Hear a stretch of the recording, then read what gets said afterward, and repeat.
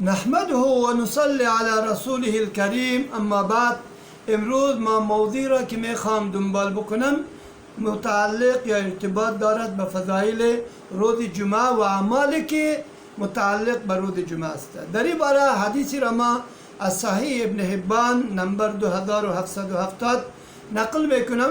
پیامبر علیه السلام فرمودند: لا تطلع الشمس ولا تغرب على يوم افضل من يوم الجمعه وما من دابة إلا هي تفزع يوم الجمعة إلا هذين الثقلين من الجن والإنس على كل باب من أبواب المسجد ملكان يكتبان الأول فالأول فكرجل قدم بدنة وكرجل قدم بقرة وكرجل قدم شاة وكرجل قدم طائرا وكرجل قدم بيضة فإذا حضر الإمام طويت الصحف. و این حدیث ما خدمت شما پیش کردم. نبی صلی الله علیه وسلم می فرماید برترین و بهترین روزی که آفتاب تابان در آن طلوع می کند و روز جمعه است و هیچ روزی بهتر از روز جمعه وجود ندارد.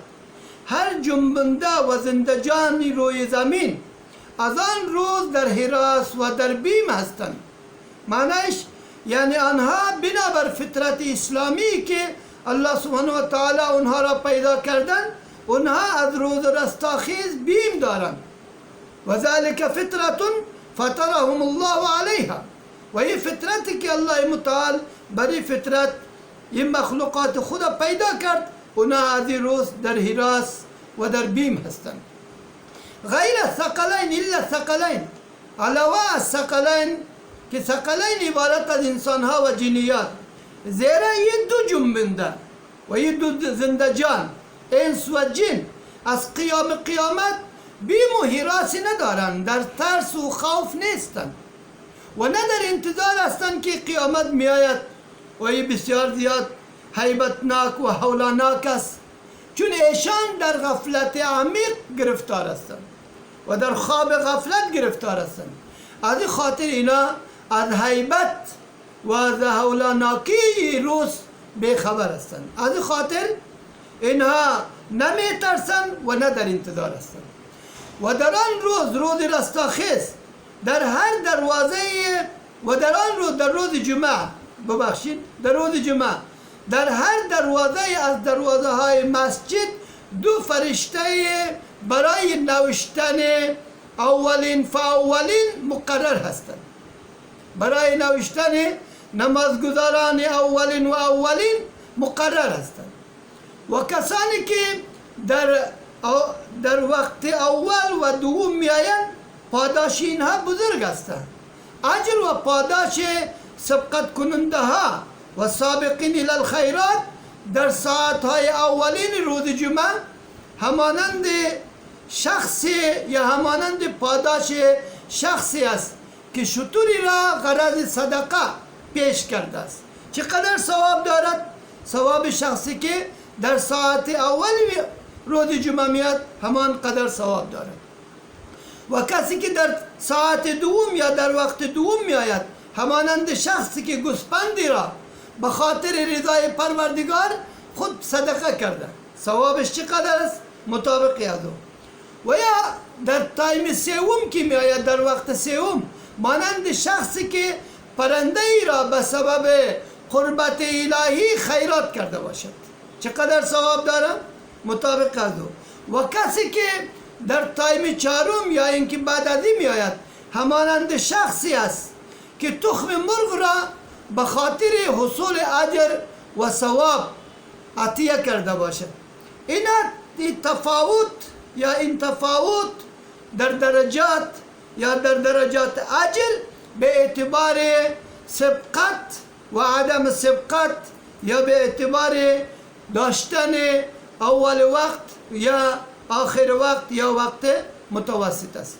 هنگامی که خطیب غرض خطبه بالا می شود، بالای منبر فرشته ها صحیفه ایشان را می بندند.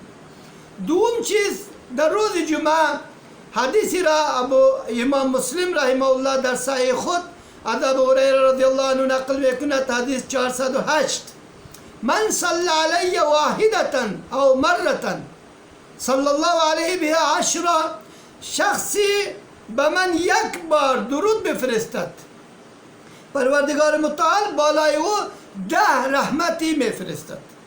در سوم در صحیح ترغیب که کتاب شیخ البانی و ترغیب از امام المنذری است، حدیث نمبر 736 از ابی سعید الخدری رضی الله تعالی عنه نقل میکند پیامبر علیه السلام فرمودند من قرأ سورة الكهف في يوم الجمعة اضاء له من النور ما بين الجمعتين.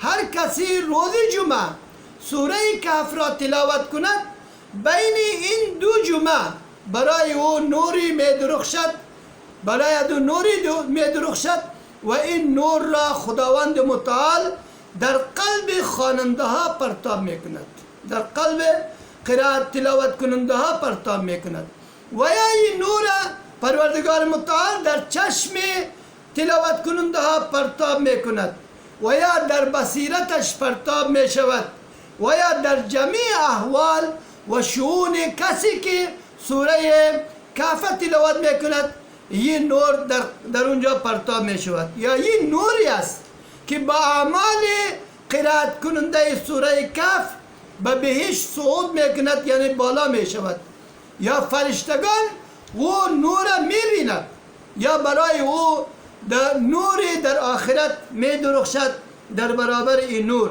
و این نوری که ما بیان کردیم و در حدیث موجود است، این نور او نوری که در آخرت می درخشد و این نوری که در طول هفته از جمعه تا جمعه مستمر و جاری است. و صلی الله تعالی علی محمد و علی آله و صحبه اجمعین.